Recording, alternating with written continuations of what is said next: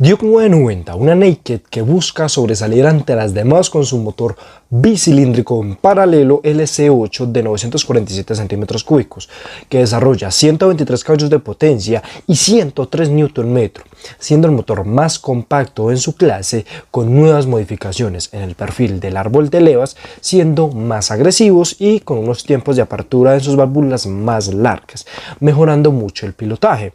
El radiador es mucho más ancho y con el flujo de aire optimizado por una mejor refrigeración.